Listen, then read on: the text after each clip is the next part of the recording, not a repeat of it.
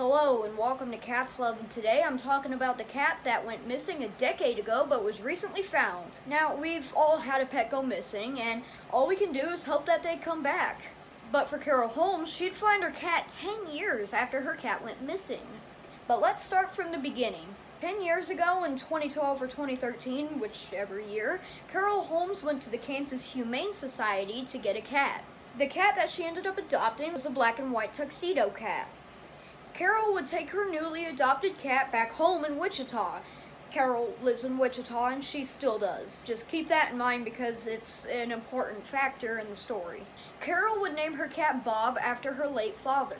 And she would always let Bob out into the back patio to play with her other cats. Carol recalled that Bob would always come home with the cats after playing, but one night Bob didn't come back home. Bob the cat went missing and Carol didn't have a clue where he went. Carol tried everything she could to get Bob back. She searched all around Wichita in person, she put up flyers, and she even posted online, but she got no response. But luckily, before Bob went missing, he was microchipped. Keep that in mind because it's important in the story later.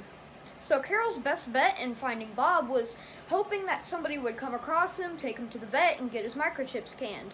10 years went past and nothing was heard, until one day when Carol was scrolling through her emails to find two messages, one from a vet and one from a microchip provider. The messages had stated that they found Bob. Carol couldn't believe it because it's been so long, but when they actually sent her a photo of Bob, it turned out they found her cat after 10 years. Carol believes that Bob got catnapped. 10 years later, Bob would be found sitting on the porch of a man's house. The man who found Bob on his porch decided to take Bob into the vet to get him checked out. When the vet scanned Bob's microchip, Carol's information popped up, which led to the email being sent. Now, the crazy part of the story is that Bob was found in Fuquay, Verina, which is located all the way in North Carolina. That's over 1,000 miles away from where he previously lived in Wichita, Kansas. And I hope I'm pronouncing this town's name correctly. It's Fuquay, Verina. That's basically the only way I can think how to pronounce it. If I'm pronouncing it wrong, just correct me in the comments. Carol thinks that the catnapper who took Bob ended up moving to North Carolina and ended up taking Bob with them. Anyway, the next thing that Carol is planning on doing is getting Bob back home. The man who found Bob offered to foster him for a little while until Carol could figure out how to get him back home.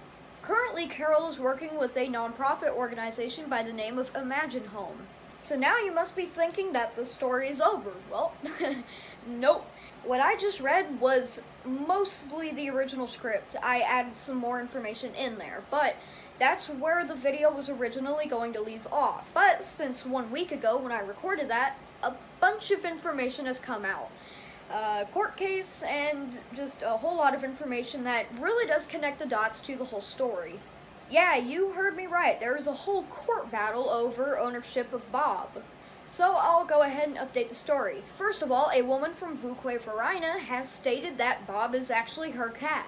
She stated that she has vet records to prove it, and that she took in Bob in 2014 when she lived in Wichita. When she took in Bob, she renamed him to Maui. She would then move to North Carolina, where she took Bob or Maui with her. And then Bob would start visiting the man's house who would take him to the vet and get his microchip scanned.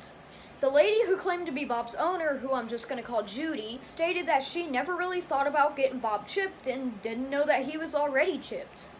Apparently, it was Judy's neighbor who took Bob into the vet because he realized that Bob had been coming to hang out on his porch every now and then, so Judy's neighbor just got curious and took him into the vet. To put it simply, Carol wanted Bob to come back home to Wichita, but meanwhile Judy wants ownership of Bob since she had been taking care of him since 2014. And now Judy is taking legal action, and Bob is now in custody of animal control. I would just like to give my personal takes on the whole situation. Both sides have pretty good valid reasons to have ownership of Bob. Carol was his previous owner, no doubt in that. And she couldn't have really done anything to prevent Bob from running off to Judy's house. Judy has been taking care of Bob since 2014, and I bet Bob already adapted to the name Maui. and is the whole reason Bob is in North Carolina in the first place. But I feel like Judy should have taken procedures to make sure if Bob was microchipped or not, and I feel like she should have maybe asked around to see if anybody knew who this cat was that just popped up at her front door. Both sides have good points, but I can't pick a side. Deep in my heart, I want Carol to win because it would be nice to be able to reunite her with her 10-year lost cat, but he might not even remember her, and he might not even remember his old name. It's only logical that Judy takes Bob in, since I bet Bob is already familiar with her, plus I bet he's already adapted to the name Maui. But there's still some things that needs to be figured out. One, is Judy even telling the truth? She might have gotten Bob mixed up with a different tuxedo cat. Two, is Carol even going to go in with this court battle? And three, who's going to win?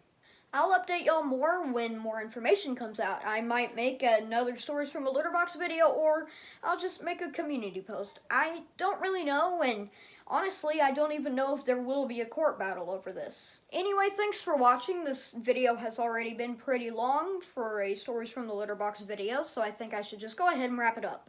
This episode was delayed until this week because while editing my first take on this story, I uncovered some pretty big updates revolving Bob and everything else, and to be honest, I couldn't just leave a major court battle over cat ownership out of the previous video, so, here I am redoing it. It's fine, and I'm glad I was able to add more information revolving who Bob is and his origins.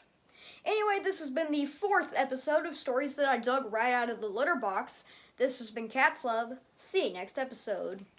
Yeah, I had to double dig for this story. I had to scoop twice to get this story out.